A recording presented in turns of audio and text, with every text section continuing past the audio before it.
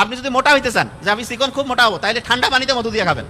আর যদি কোন যে আমি একটু মোটা সোটা চিকন হইতে চাই, তাহলে গরম পানিতে মধু দিয়ে খাবেন। বিস্ময়কর ব্যাপার। তার মানে মধু যে কোনো লোকের ক্ষেত্রেই অসাধারণ। এবং এই মধুর সাথে বাড়িতে যে টক দই পাওয়া যায় না, টক দইতে একটু মধু দিবেন।